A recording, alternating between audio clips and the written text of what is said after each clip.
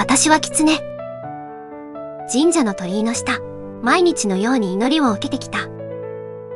米、酒、油揚げ。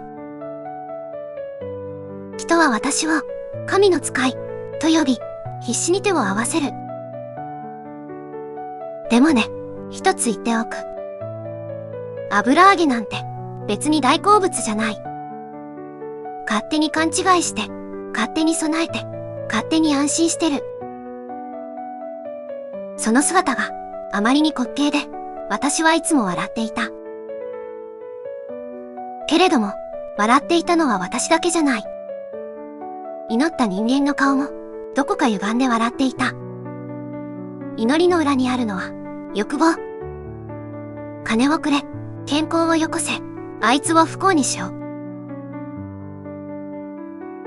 神社に並ぶ参拝者たちは、みんな心の中でそう叫んでいる。神に祈る。いや、私に命令しているだけだ。そして私は、それを聞くかどうか、気分で決める。救うこともあるし、破滅させることもある。今日、笑うのは、どちらかしら。生まれ落ちた時、巣穴は暗くて暖かかった。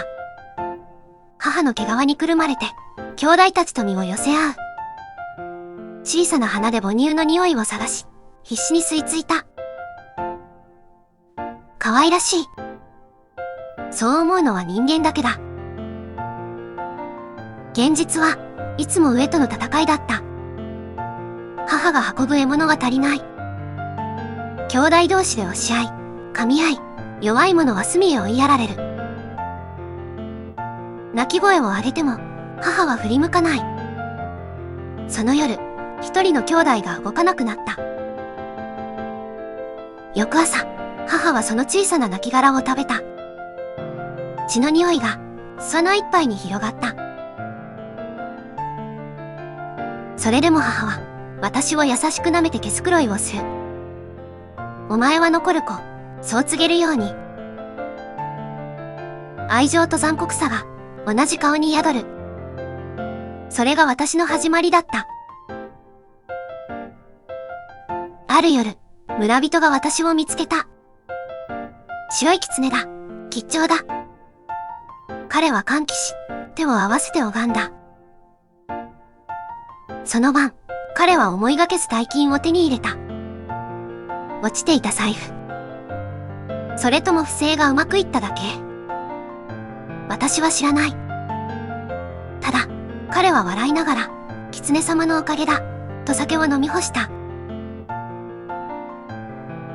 だが翌日、彼の家は火に包まれ、家族ごと焼け落ちた。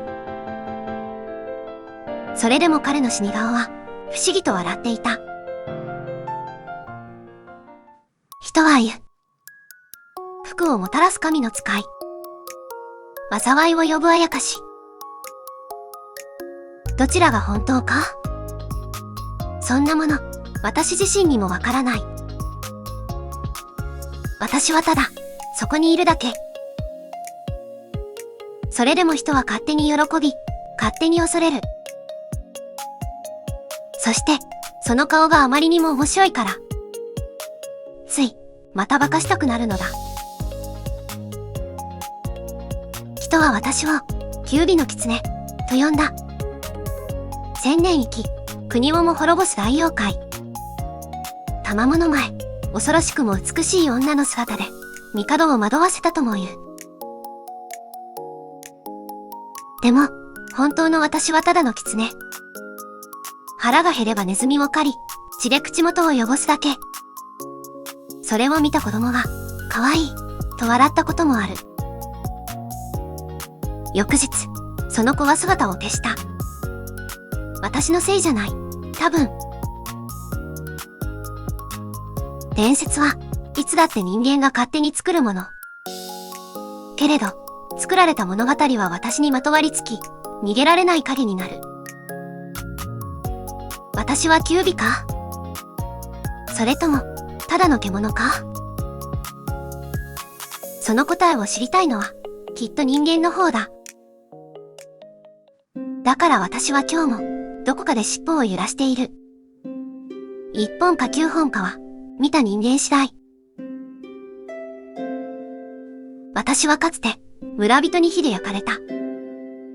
たたり神を鎮めよう、と叫びながら、松明を投げ込まれ、炎に包まれて、確かに生き絶えたはずだった。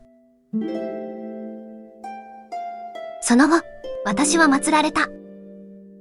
石の狐像となり、鳥居の下に鎮座した。毎日供物を受け、人々の願いを聞くふりをした。退屈な役割だ。だが、奇妙なことに気づいた。炎で死んだはずの私は、なぜか今もここにいる。夜ごと、林の陰から人間の背中を見て、笑っている。あなたの家の裏庭でも、私の尻尾は揺れているかもしれない。1本かもしれないし、9本かもしれない。どうする？見たい？見ない方がいい。気づいた瞬間、もう戻れなくなるから。